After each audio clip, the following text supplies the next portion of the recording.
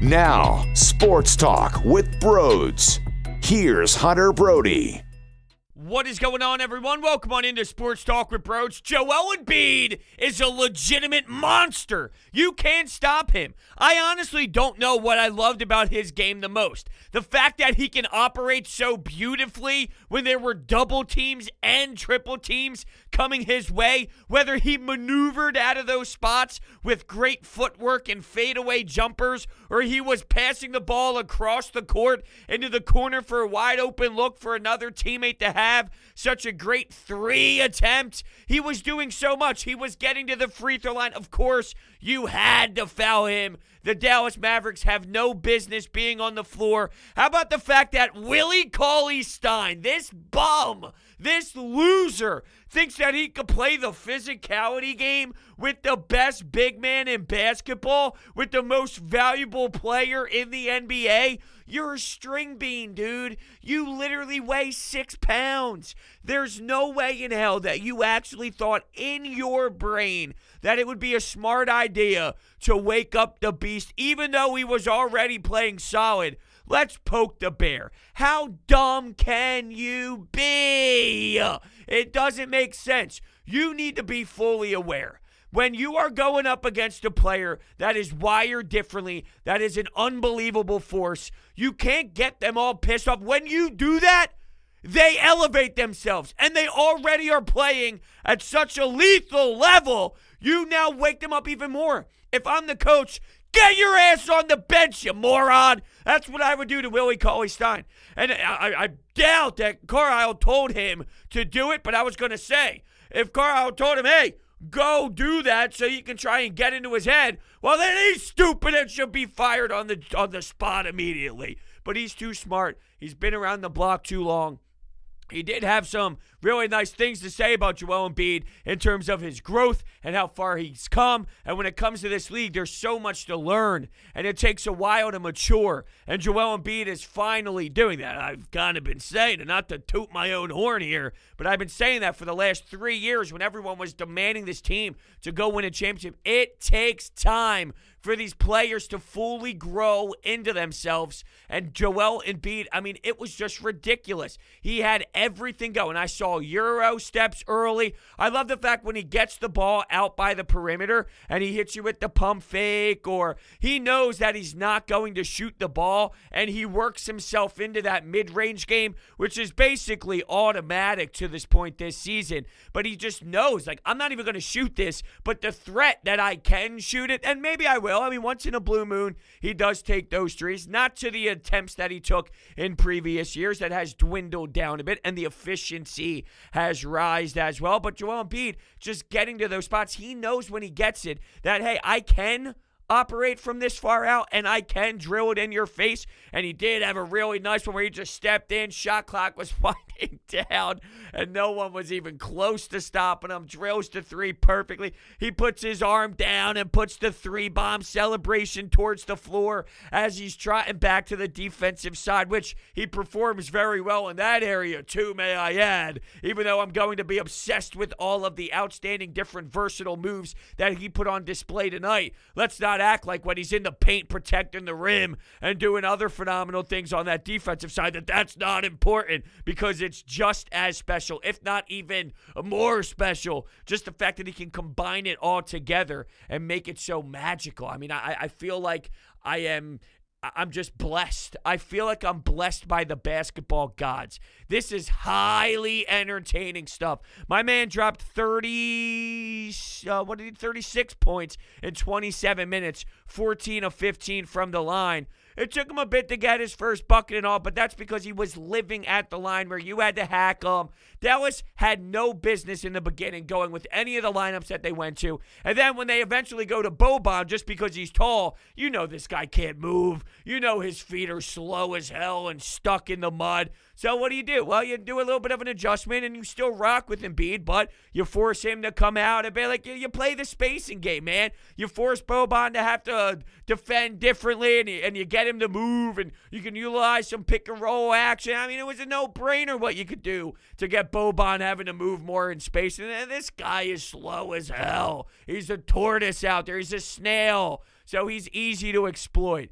there's not many teams, if any, that can really bang with Embiid. Let's be realistic. But when you see teams like this and when you see teams like Boston where they really don't have a time of day, it's just laughable and makes it even funnier to me.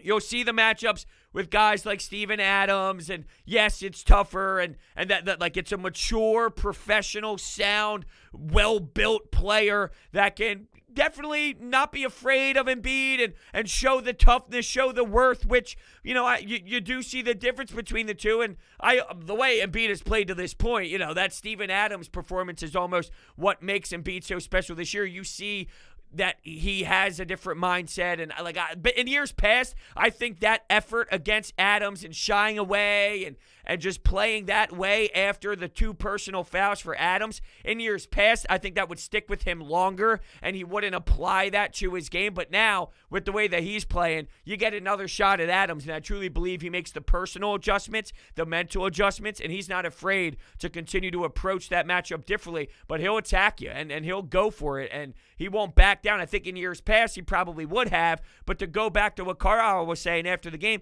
that's kind of the difference in growing as a player in this league, and we're watching Joel Embiid do it. So whether it was being fouled nonstop, the Euro, the footwork, I mean, you see 2-3 guys on him, and he's spinning around, keeping his pivot foot down, waiting for that fadeaway jumper, pump fake a couple times, get comfortable where he wants to, and then before you know it, here's 3 guys with their hands up. Everyone knows that famous picture of Kobe Bryant where he's taking the jump shot and there's 4 guys on him and he's fading away. And of course, it's Kobe Bryant, so it's beautiful, right?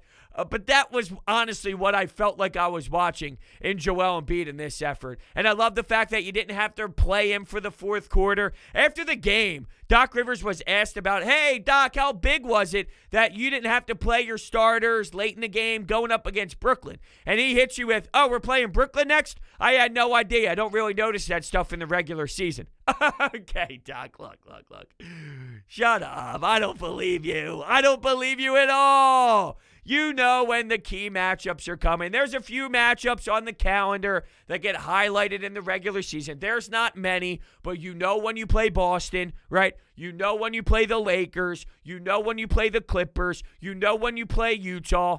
You know when you play the Nets. And that almost makes this game a little bit more impressive to me because this is a game where, look, you're on the road first off, and they haven't been playing their best version of basketball when you look at like the last 5, 6, 7 games or so. They had that 2 games at home, and it wasn't perfect. They lost to the Pelicans. Like, it just hasn't been a perfect form. And to know that you're going up against Brooklyn, you don't overlook the Dallas Mavericks, who have someone like Luka Doncic. Now, getting to Luka, you might look at his stat sheet afterwards or the box score afterwards and say, well, he ended up scoring 32 points. But when you watch him play out there, that's where the box score doesn't do it justice. It doesn't really tell the full story. My man was insanely uncomfortable all night long. He was rattled. You could tell in his body language. You could tell in his facial expression. When he hit the backboard for the 3, I mean, that shot was just horrendous. It ends up going in, but he's not happy with himself. It doesn't feel good coming off of his hands with this stroke. He might have had some buckets and all and some nice takes, but,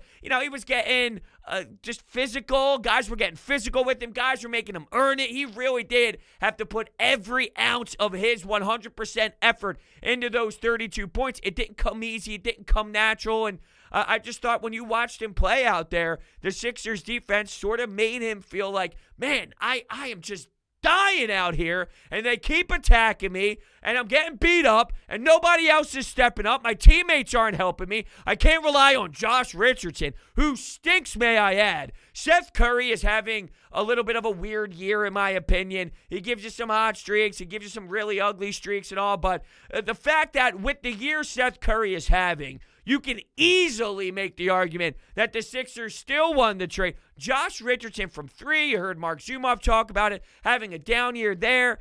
He's just a strange player. He's got a strange personality on the court. His game is very odd to me. And look, he's a good defender, don't get me wrong and all, and that's what the Mavericks were looking for. They were trying to improve perimeter defense and whatnot. I don't know. With Josh Richardson, the fact that Seth Curry's having the year that he's having, and you can definitely say, oh, the Sixers won that trade. I mean, come on now. It just kind of tells you Josh Richardson. It's weird because, like, individual skill set wise, there's something there. I'm not going to say it's anything outrageous. I'm not going to say it's like this amazing skill set that's just crazy, but there's something in it just from an individual skill set standpoint, but it doesn't really pop that way, right? Like when you watch him, it doesn't really flow that way. You don't watch it. It doesn't generate naturally that way.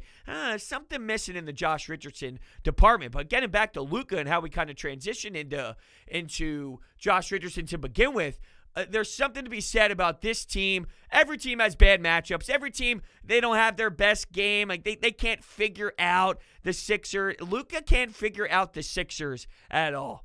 And, it's hell is what it is. I would imagine when he's got his beats on and he's getting prepared before the game and he's walking into the arena, he's listening to Drake, Future, whatever he listens to get himself going, he's probably thinking, God damn it. Do I have to do this again? Do I really need to do this again?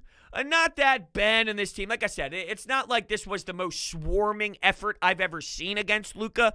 But if you just look through the past, look through the history, there is this level of defeat in his body afterwards. And you did notice something, though, with Doc Rivers, and you weren't able to fully look at it in the second half because of the way the fourth quarter played out, because you went so deep into your bench and you allowed the Paul Reeds of the world to run up and down the floor a bit, which is nice. I like that. I'm just saying you don't know exactly how it would have played out if it was a closer game. You saw Ben Simmons shadow Luka's minutes where you saw some more staggering, and you saw this in the last game as well. I wonder if you're now starting to get to that point with Doc Rivers where, hey, this is probably what we're going to do more in the postseason, so let's now work this into our rotation. Let's now work this into some of our sets so we can get more accustomed to it.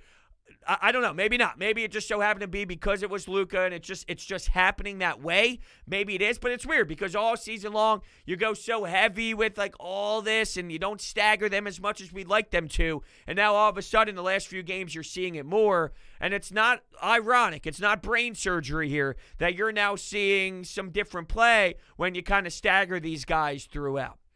Let's get to Furkan, because I'm sure everyone's waiting for a little Furkan Korkmaz talk.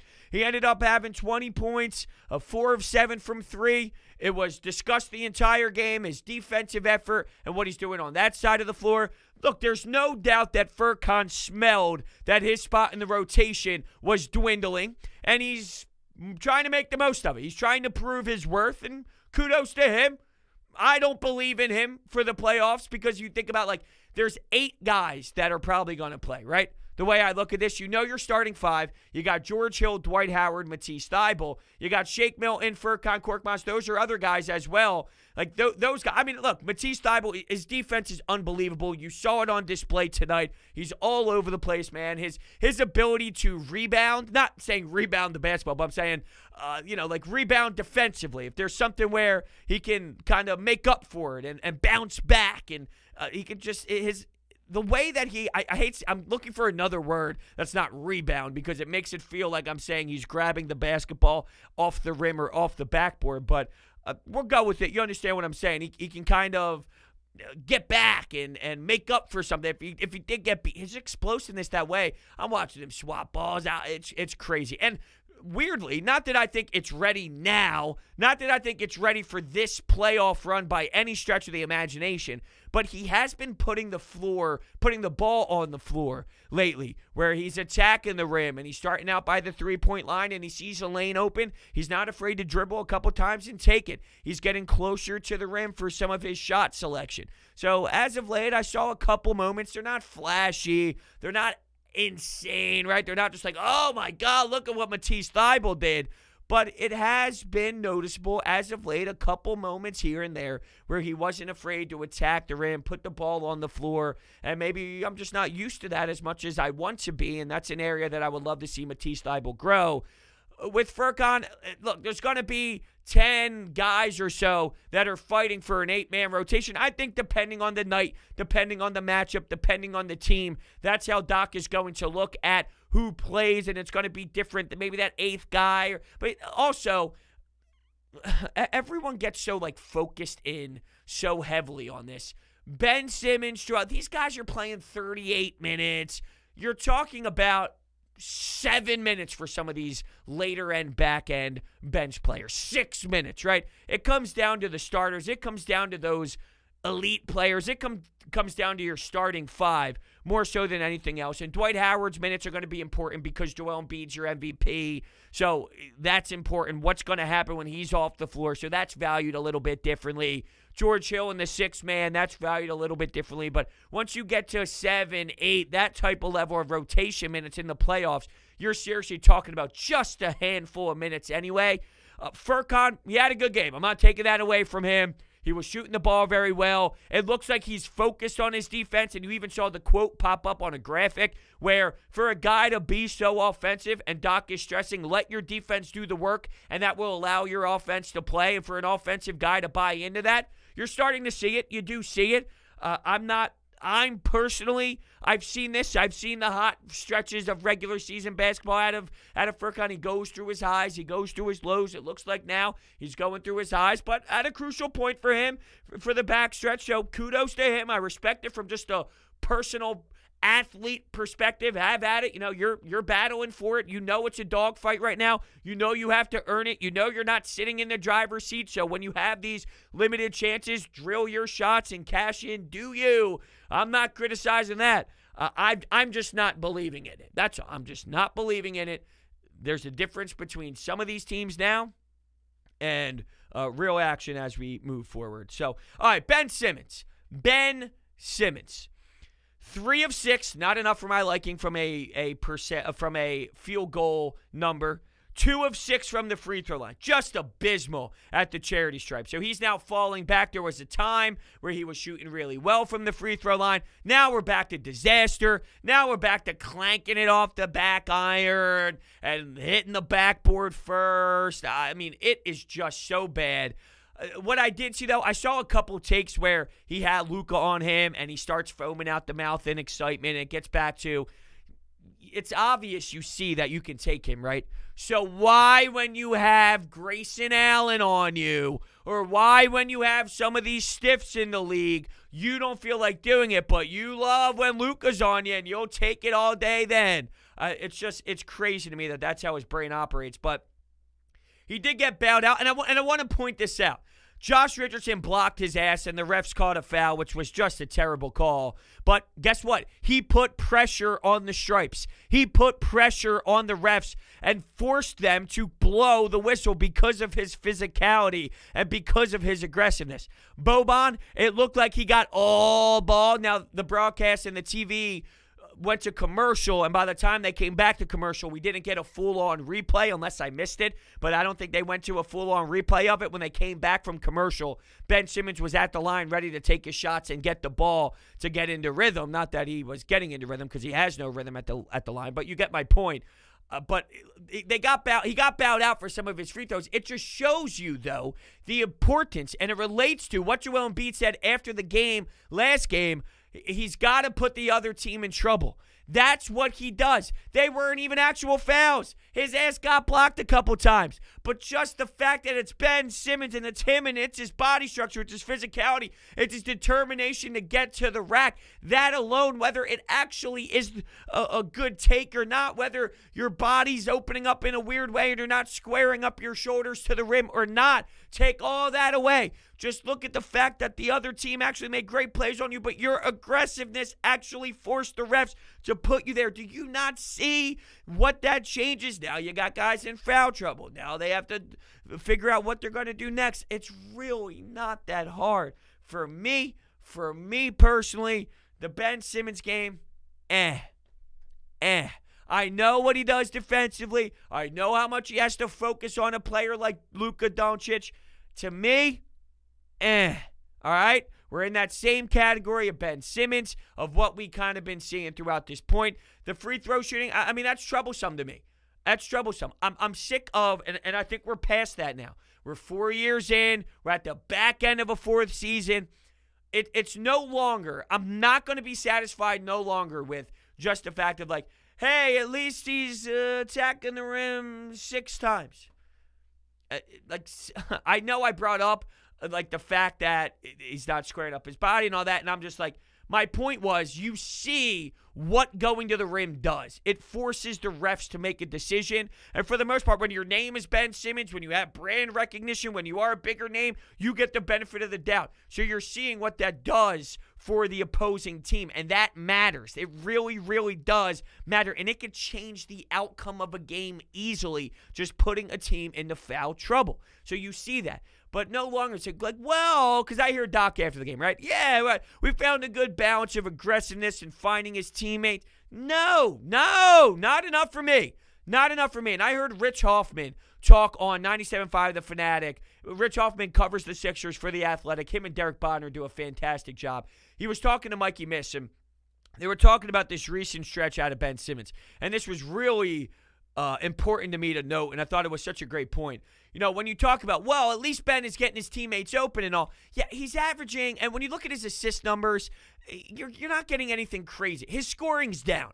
It would be different if he's giving you 14 assists and his scoring's down. Sort of like in the beginning of the year, he was getting all these amazing numbers, and Seth Curry, Danny Green, specifically Seth Curry, if you remember, the first chunk of games of the year, he was shooting 65, 62% from three. It was electric. Fireworks were just flying out of his hands as he was shooting the rock. So when you saw that, it was like, all right, his numbers are up. Like, it doesn't matter how it's coming as long as it's coming. And now, like, you're not getting that. You're not getting 12 assists, 13 assists out of Ben Simmons, and the scoring's dipped a bit. You're flat out just not getting good enough play. And it's not justifiable to support that just because you like Ben Simmons. When you know what the ceiling is and you're not close to the ceiling, it's okay to be hard on someone. It's called hard love. There's a reason why parents are hard on their kids. It's because they love them and they care for them. They punish them for a reason.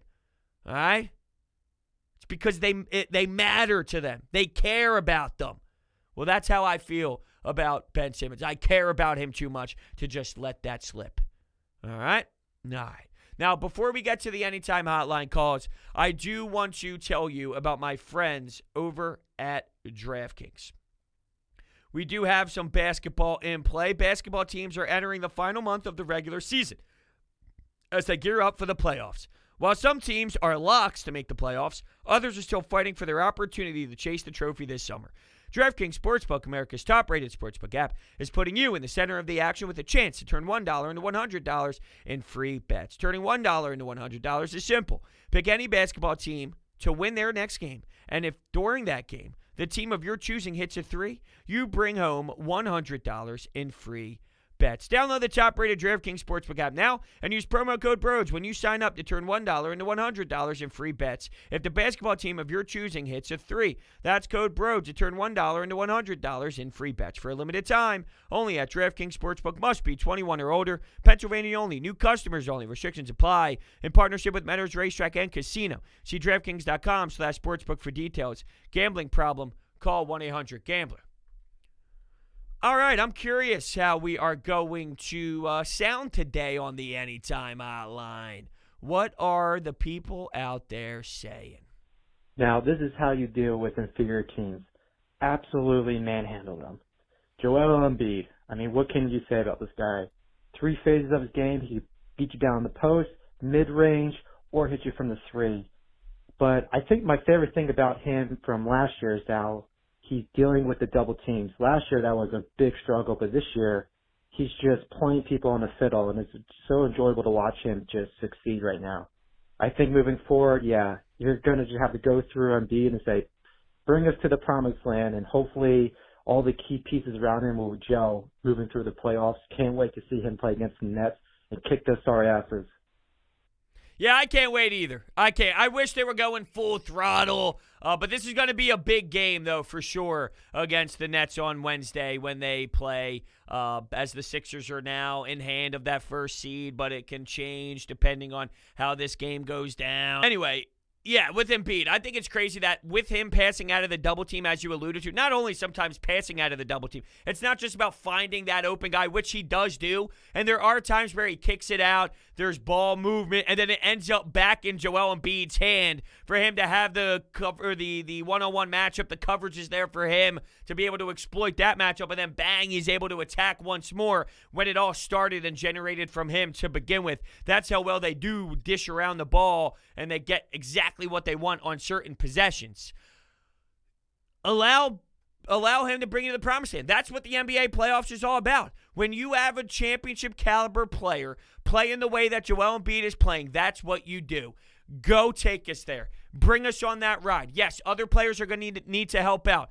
Tobias Harris is going to have to give you those buckets when you need it, and he's going to have to be able to be the Tobias Harris that we have seen for a majority of this season, where he's confident, he's making great decisions, he's attacking the rim, he knows when to attack, he knows when to pop it. There were times early in the season where I thought just his ability to recognize when to take the three and not double clutch or not think about it or not hesitate. It was in rhythm. He knew what he was going to do with the ball in his hands prior to it coming to him. Not that that has changed. I don't want to make it seem like Tobias Harris doesn't do that anymore, but I do feel now he's getting into that mid-level post-up game and he's operating there more than he did earlier in the season. Not that it wasn't there, let's be clear. I thought in the earlier stages of the season it was get him the ball, fast break, transition threes, catch and shoot threes, all that. I remember stats were flying all around about how great he was and how amazing he was in that area.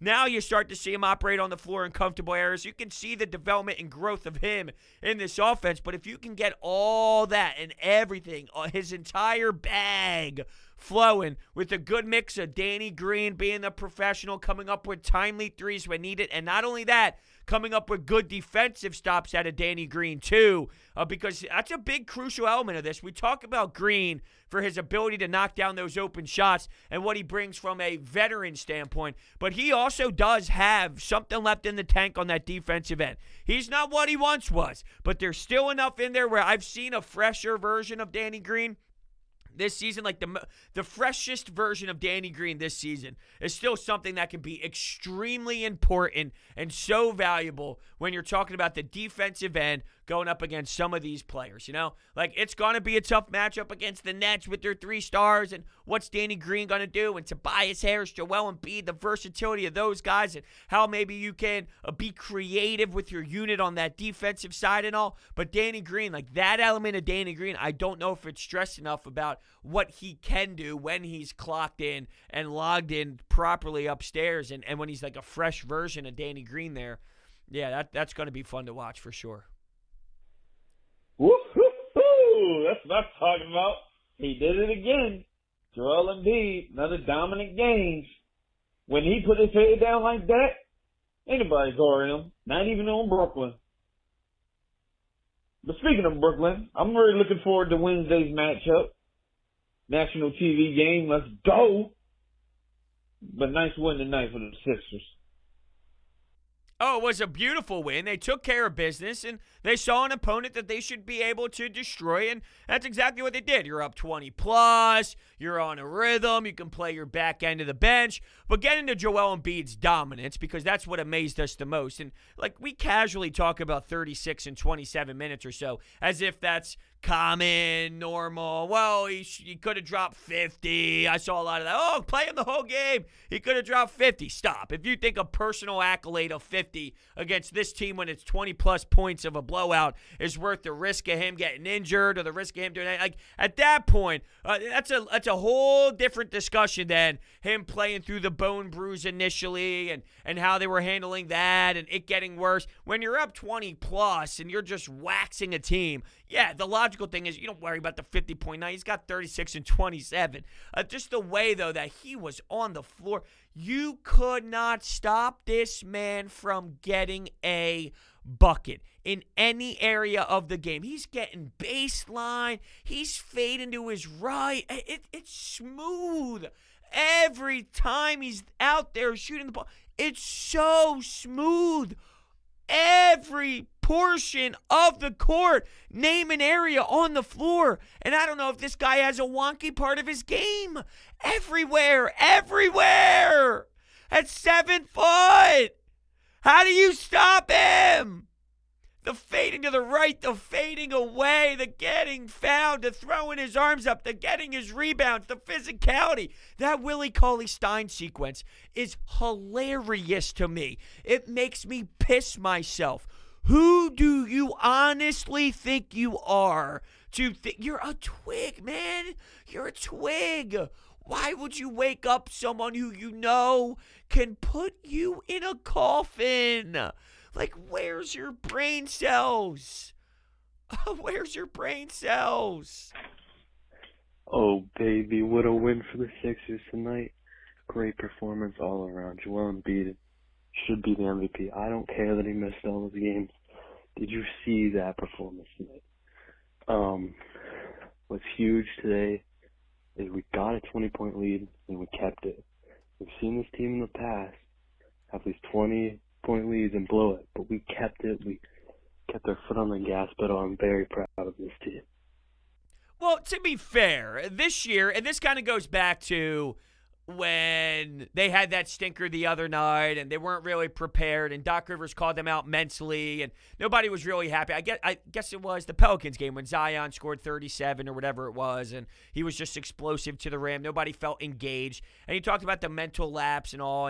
But he did state, like, hey, that's not been us this year. This happens. We're human. Dustin Johnson didn't make the cut at the Masters, so we're not normally like this. When you talk about, well, this team we've seen blow 20-point leads, not really this year. They've learned. They understood. They went through that pain. They've suffered. These top dogs on this team, they've experienced those tough losses and those big blow needs happen before where it was damaging and crushing. You go back to the locker room with your head down and your head's in a towel because you're just so upset with yourself and you're on the bus ride home or you're on a plane and you're thinking, what the hell just happened? That shock factor sits in. We were up 20 with 14 minutes to go in this game. There were a few minutes left in the third, which bled into the fourth quarter. How could we possibly allow that to slip through our fingertips? There were plenty of games where that happened, but this season specifically, not really. So I don't look at this team as a squad that has a lead. And like maybe when your back end of the bench is in and all, and the other team's hard back end of the bench players are in because you're trying to prove themselves to the coach that they deserve some more minutes and they're down a bunch and they're just fighting hard and competing. Like, sure, in that aspect, but that's completely different than your starters just allowing to piss a game away and totally just allow a team to squeak back in. Does it happen? Sure, it happens. Any good team in this league has gone through a tough loss where they should have never lost, and before you know it, with 3 minutes to go, it's somehow a 2-point game, and you got to tough it out and earn it, but somehow you just slip, and there's bad possessions. Like, sure, good teams have those. Good teams have losses that sting a bit, and that's what kind of builds your character as a team and builds you fighting back from adversity. How do you respond from that type of loss? What do you do that next night? What do you do the next time you see that team? How do you prepare differently? How do you make sure you draw up different plays? How do you execute if it's the same play? How do you make sure you execute it the next time? What do you do differently? All those matter to those losses, but I personally don't look at this team as, 20-point game. Whew, they normally blow these bad boys. Not this year. And that's the difference of this team. That's why they're first. They've been first in the Eastern Conference. They're at the top of the Eastern Conference for a reason.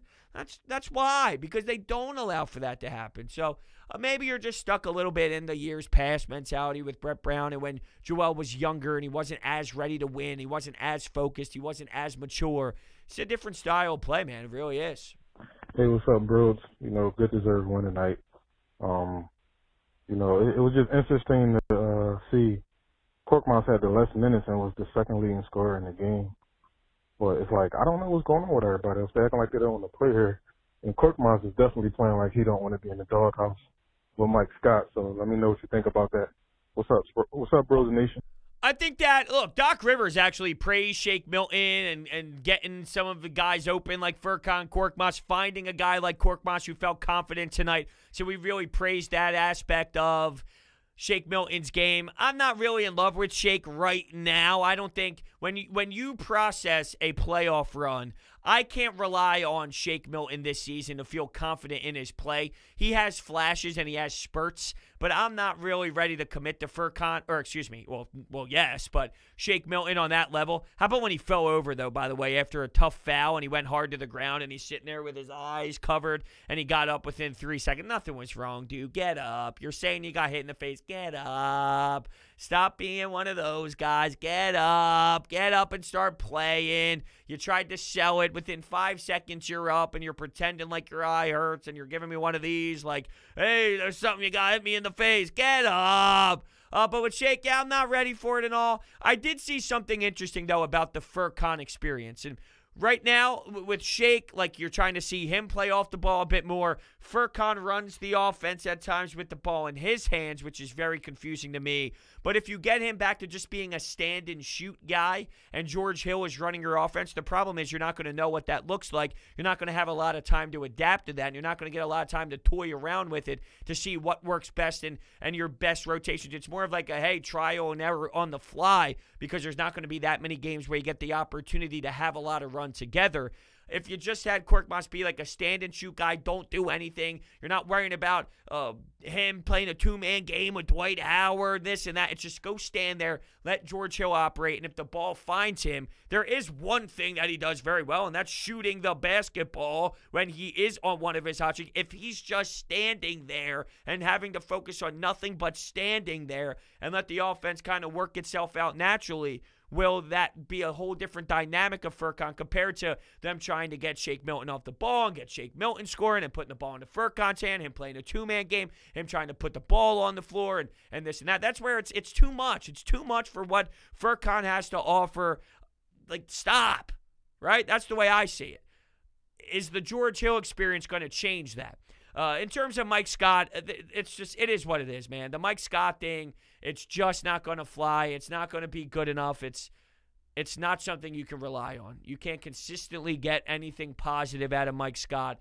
He's been poor 95% of the time, if not even more this season. The Mike Scott experience is something that I don't think is going to be very beneficial in postseason play. But I will, as much as I can, stand Furkan. I'll give him credit just from like an athlete perspective of he knows time's running out. He knows he doesn't have a lot of minutes left to try and prove himself. And last couple of games, he's made some shots. So we'll see what that means, even though I don't have the biggest belief in the world. I want to thank everybody so much for tuning in to this episode of Sports Talk with Brodes. Wednesday cannot come fast enough. Thank you all so much for listening, and I will see you next time.